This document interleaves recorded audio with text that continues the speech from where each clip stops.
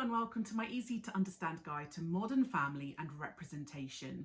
This video is going to be particularly relevant for you if you are studying Eduqas GCSE Media Studies, as modern family is currently a set topic on paper 2. Currently the set episode for study is season 8 episode 2, a stereotypical day. So that's what I'm going to focus on in this video. The mum is shown wearing a suit and filling a flask up, and that creates an idea of her being a working mum, maybe quite important, going out for the day, perhaps challenging ideas of kind of traditional stay-at-home mums. When Alex enters, she's limping, she's got a mask on. It's very clear that she's sick and is quite weak and vulnerable. And that's a representation of children that we're often used to seeing. However, the mum just kind of pings her mask back on, and it kind of suggests that she's not particularly maternal. She doesn't really have much sympathy for her daughter, just covers her germs straight back up again. And that adds comedy for an audience too. Alex's siblings also show a total lack of care for her too. They say things like, put your mask back on.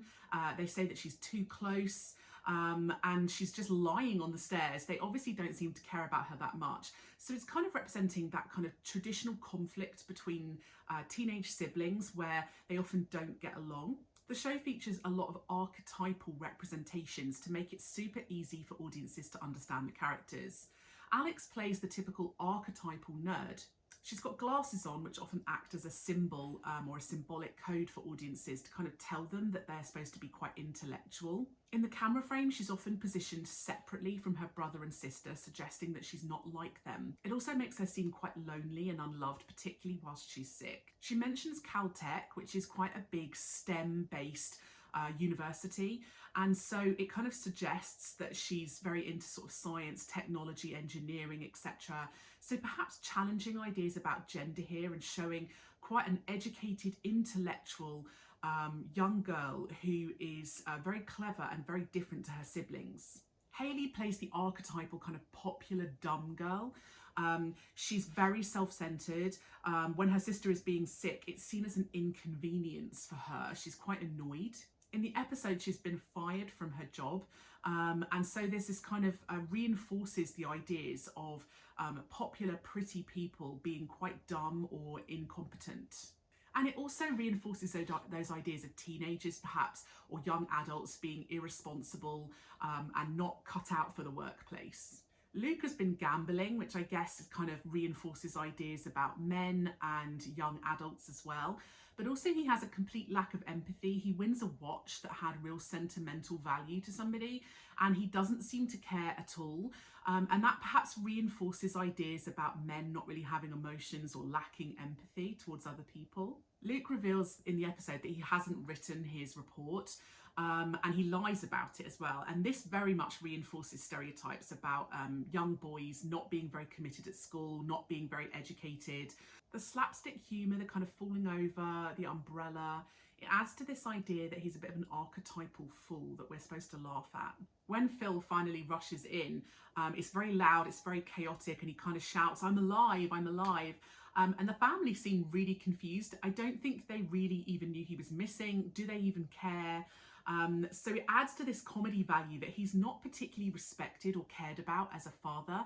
And often we see father figures and adult males as being quite respected in stereotypical representations. So this challenges those representations. Although the suit and tie do make him seem quite powerful in terms of his costume.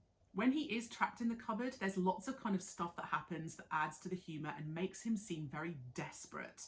So the fact that he's eating and counting out the mints that he's got, and he drew a face on one of the weights in the cupboard and he wrote his will on the wall, all of this adds to the humour that he's not a particularly brave person.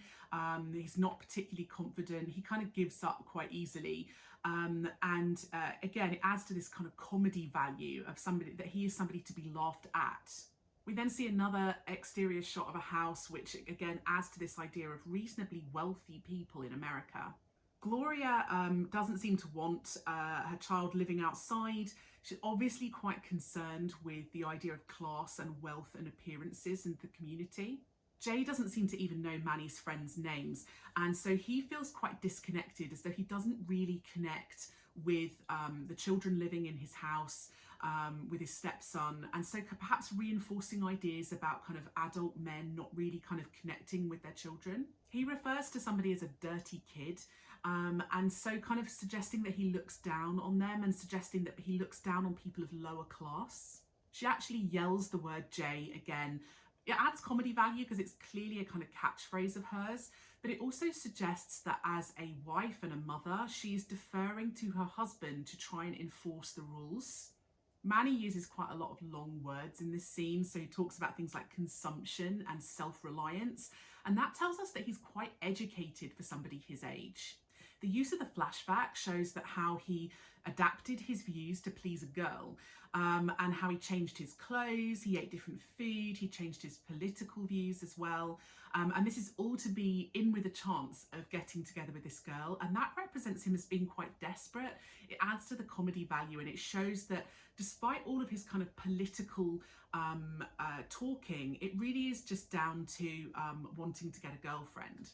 So it kind of represents him as not being that serious about his political views. Whereas Manny is talking about political determination, Jay is talking about his love for bubble baths. So it kind of contrasts how Manny is trying to present himself. Manny is trying to present himself as being this kind of politically strong person, but Jay is undermining that and showing us that Manny is actually quite kind of soft and emotional, and perhaps has more feminine traits. And so that adds humour because we're seeing a different version of Manny through the other character's eyes. Jay seems quite concerned about how the new black family that are moving in will feel when they realise that he's put security cameras up on the day that they moved in. Suggests he's quite concerned with appearances. He says a line, "You'll never understand the stereotypes that old white men face." And this adds humour because like the audience know that it's not really middle-aged, middle-class old white men that often face stereotypical attitudes. In the following scene, there are children playing in the lounge and a character decides that they can't join in because they've twisted their ankle. And it suggests that gay men are being represented here as being quite delicate, which is obviously quite an overused stereotype in the media. They're discussing another child who they call Tom, and they say that Tom used to identify as Tina. And they kind of put their hand across their mouth at this point. And it suggests that this idea of being trans is something that is a secret or something quite taboo that they shouldn't talk about. Of course, the dads seem quite proud of the fact that they see themselves as more liberal and woke and accepting, which perhaps reflects the fact that as gay men, they were often perhaps discriminated against, and now they want to feel like they are open and welcoming to other people from the LGBTQ+ community. They even go so far as to suggest there should be an award given to them because their child is being so open about it. It suggests they're actually quite vain and self-centered people. But the fact that they are two gay men with an adopted daughter does suggest there is a certain level of representation and diversity within this programme. Lily is Vietnamese, you've got two gay fathers, so it adds a certain amount of diversity that perhaps other sitcoms don't have. The trans child in the episode is actually played by a trans child called Jackson Malata. And so this is something that perhaps adds diversity to the show. Casting trans actors as trans characters is something that is relatively new. 15 odd years ago or more, a lot of trans characters were played by cisgender actors.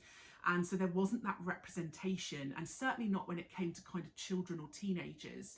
And so having a trans actor in the show perhaps suggests that the show is a little bit more modern, a little bit more liberal, open-minded and progressive in terms of casting and representation, and this may appeal to a lot of audiences. Although to be fair, virtually all of the characters are white middle class, so the diversity overall could be better. As Claire enters the workplace, everyone stops laughing, and this represents the idea that she's not part of this group. She's seen as separate and she's quite isolated. She's dealing with a lot of messages during her day, suggesting that women often find it hard to juggle working and family life. So throughout her day, she deals with messages about her son being asleep in class, about Hayley making a late car payment, and about her husband spending money on candles as well. Alex as a character does seem quite mature. She obviously cares about her grades, She's working whilst she's sick and she's determined to get her work done. She also tells her brother to put down a video game as well. So very much challenging the stereotypes of teenagers, suggesting that she's quite mature and responsible. Of course, her dad interrupts her not to actually help or to check that she's okay while she's sick, but to get IT help. So kind of representing this idea that older people are a bit technologically illiterate and they don't really understand technology as much as their children do. It kind of makes Alex feel as though she's the parent in this episode. She certainly seems more responsible than a lot of the other characters who are represented as much more immature. In the car, the two dads talk to Lily, trying to tackle how she feels about her trans friend. Cam's only friend apparently was a scarecrow, which makes him seem quite lonely and isolated as a child. Mitch blames Cam's family coming from Missouri and talks about the stereotypes of Southern American states being kind of racist, homophobic, transphobic, and even references them as being hicks. Gloria finds an input error on the TV, and this again reinforces this idea that women don't understand technology. Her husband actually has to kind of step in to stop her losing her temper, and this might reflect stereotypes of Hispanic women being quite fiery and aggressive and dominant. Jay invites his black friend over and actually kind of drags him out the front of the house. Doesn't actually care about his friend's emotional issues. He's talking about having a gun, he's talking about depression, and all Jay really cares about is showing him off to his black neighbours to try and prove that he's not racist. Overall, it kind of suggests that whilst Jay desperately doesn't want to be seen as racist, it reinforces stereotypes that men don't really care and aren't empathetic or sympathetic to their friends. And perhaps that, men's emotional issues often go unchecked or untalked about. The request for the therapy dog makes him seem quite emotional, quite vulnerable, quite sensitive. Again, perhaps challenging ideas about gender. The mum actually deliberately spills orange juice on Alex to wake her up, again suggesting she doesn't really care that much about her daughter and her illness. The fact that the black neighbours have already figured out the situation and what's going on suggests that this is quite a regular occurrence for them and reinforces this idea that discrimination happens on a day-to-day basis, and that's something that minority families have to deal with all the time. When the dads do talk to Lily, they actually kind of tell her, like, if you're going to be a lesbian, be the fun kind. I mean, it's funny, it adds comedy, but it also suggests there is still some bias against what kind of gay person you're going to be. And it also suggests that they have stereotypes in their mind about different types of lesbian. Cam is actually crying about the idea of getting rid of the painting, again adding to this idea of him being very sensitive and vulnerable emotionally, challenging ideas about gender. And it's Lily that yells the word role, and it's very clear that she's quite dominant, taking on quite a lot of more typically masculine traits in the episode. The end scene shows this kind of CCTV footage from Jay's cameras, and it shows Manny lied because he's eating cake out of a bin. It shows the wife broke the remote in the end anyway. And so it kind of adds to this idea that all of these characters are quite dysfunctional and they're not particularly honest with each other. And these representations of the families being kind of dishonest, dysfunctional, that's relatable representations for an audience that they can identify with. The fact that some of this is filmed in a kind of mockumentary style way where it's filmed like a fake documentary, as though the characters are talking to a camera crew, directly talking to the camera at points, being interviewed, it adds to this idea of realism. It makes it feel a little bit more real for the audience. So that was my simple, easy to understand guide to representation in Modern Family. Don't forget to check out my channel for other videos that might be relevant for you. And if you have got any questions or comments, leave a little comment below and I'll see what I can do.